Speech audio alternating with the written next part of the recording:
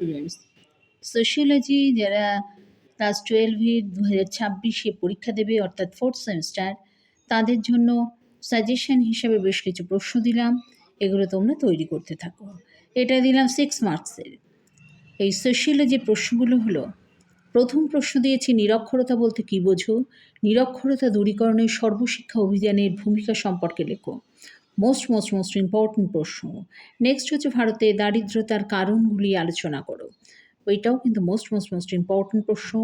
Next দিয়েছি সামাজিক সচলতা কী? এই সামাজিক সচলতার বিভিন্ন রূপগুলি লেখো। অর্থাৎ এক্ষেত্রে তোমরা একটু আলোচনা করে দেবে।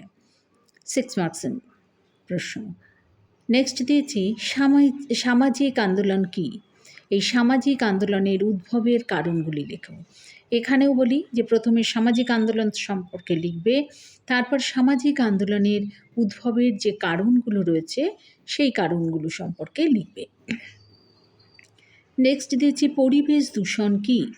এর প্রতিরোধ ও নিয়ন্ত্রণ সম্পর্কে লেখো। তাহলে প্রথমে পরিবেশ দূষণ লিখবে, তারপরে পরিবেশ দূষণের প্রতিরোধ সম্পর্কে লিখবে, তারপরে তার নিয়ন্ত্রণ সম্পর্কে লিখবে। প্রশ্ন অনুযায়ী তোমরা অ্যান্সার করবে। নেক্সট দিয়েছি পরিবেশের সংকট মোকাবেলায় রাষ্ট্রীয় ও অরাষ্ট্রীয় উদ্যোগগুলি লেখো। অর্থাৎ এই সম্পর্কে তোমাদের লিখতে হবে পরিবেশ সংকট মোকাবেলার জন্য। নেক্সট দিয়েছি নারী আন্দোলনের প্রধান কারণগুলি লেখো। তো এই প্রধান কারণগুলো তোমাকে একটু আলোচনা করে করে দিতে হবে। নেক্সট হচ্ছে যৌন সহিংসতার বিভিন্ন রূপগুলি লেখো। মোস্ট ইম্পর্টেন্ট প্রশ্ন। তো এখানেও তোমার বিভিন্ন রূপগুলো একটু আলোচনা করে করে দেবে। নেক্সট হলো ভারতে পরিবেশ আন্দোলনের উদ্দেশ্য ও কার্যক্রম সম্পর্কে লেখো। এটা কিন্তু 6 মার্কসের কোশ্চেন। অর্থাৎ তোমরা ভারতে পরিবেশ আন্দোলনের উদ্দেশ্যটা প্রথমে লিখবে 3 মার্কসের মতো, তারপরে তোমার কার্যক্রমটাকে লিখবে 3 মার্কসের মতো। এটা কিন্তু মোস্ট ইম্পর্টেন্ট প্রশ্ন। নেক্সট হচ্ছে যে পরিবেশগত সংকট কি? রাষ্ট্রীয় ও বেসরকারি উদ্যোগে পরিবেশ সংকট সমাধানের উপর একটি টিকা লেখো।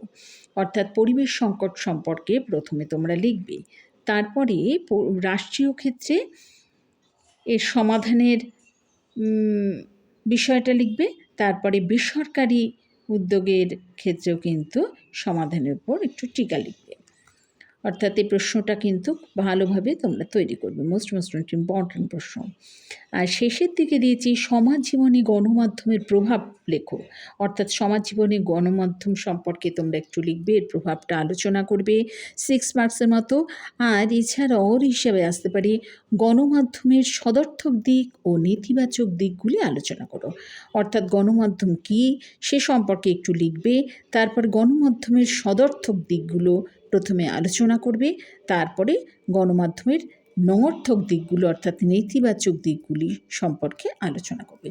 তাহলে আজকে এই সোশিওলজির 2026-এর 4th সেমিস্টার অর্থাৎ 12-এর এই লাস্ট সাজেশন হিসাবে এগুলো তোমাদের দিলাম।